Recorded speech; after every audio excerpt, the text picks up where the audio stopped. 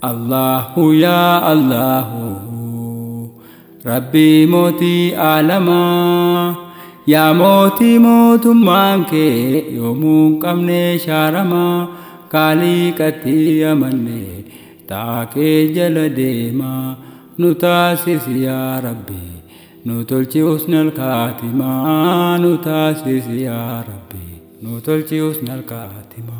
Allahu ya Allahu Rabbi moti alama ya moti motummaan kee yoomuu qabne shaarama kaalii qatti amanne taakee jala deema nu taasisi yaa Rabbi nu tolchi husnal kaatima nu taasisi yaa Rabbi nu tolchi husnal kaatima. Bismillah maqaa Rabbi moti mootummaa gargaarsa kee abdaddeen fudhee maddiif qalama rahmatatti buufadheen kullee abbaa Faaxumaa Muhammaduu korratti nabi Abal Qaasima sallallahu alayhi wasallim wa taslima.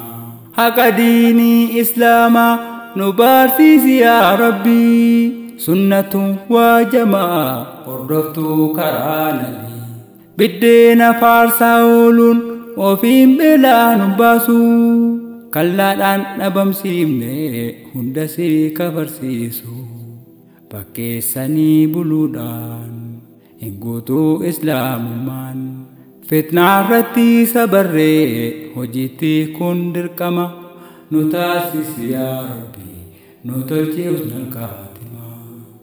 Nabiin gaafaa quraanni itti bu'uu jalqabee maanaasaa hojiitti kuuf biyya taa'uu dadhabee makkaan keessa deddeemee yommuu dhaqiitti waamu aduwwiin itti kaatee eessaan hajiraatamu yeroodhaaf biyyaa deemee mijeeffachuun dirqama taanaan biyyaa godaanee nabiin keenya aalama nu taasisi yaa Rabbi nu tolchi husnal kaatima. Dhiisee yoon biraa hafee warri haqaa hubatee diinii isaa galmaan ga'uuf warraaf qabeenya gatee inni kaan didee hafee caalchiifatee jireenya akka zabanaa ammaa nutin taana fakkeenya duniyaa bareeffachuu asii fachi kaatama. Kanaaf akiraa diiguun itti ta'ee dirqama nu taasisi yaa Rabbi nu tolchi husnal kaatima. Abaa Bakirii Siddiiq warri beektaan seenaasaa haalaan beekamaa ture sooressi makkaan keessaa hunda dhiise deeme yoom gaala galee laalee hukmii quraanaa gochuuf kaaliqaa walii galee. Gaafanni isaa mudatu achitti rakkoo hamaan takkaa qalbiin isaa hin cabne diinitti gammadama nu taasisi yaa Rabbi nu tolchi husnal kaatima.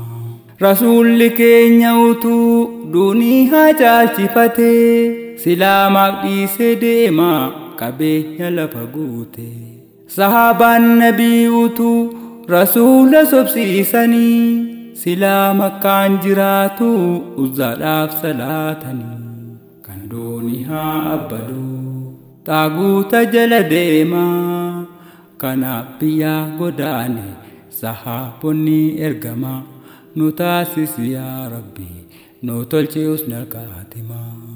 Allahu ya Allahu Rabbi moti alama ya moti motummaan kee yoomuu qabne shaarama kaalii qatti amanne taakee jala deema nu taasisi yaa Rabbi nu tolchi husnal kaatima nu taasisi yaa Rabbi nu tolchi husnal kaatima.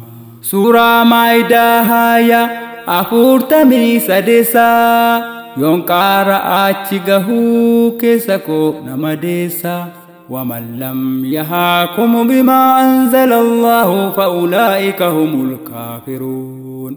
kan dubbatamee jiru quraana gubrii isaanii hukmii kaaliqaa malee jaraa murteeffatanii kan ta'aa rabbii dhiisee taasisee ta'aa namaa wallaahi rabbii jedheeni jaraa sanaan zaalima nu taasisi yaa rabbi nu tolchi husnal khaatima.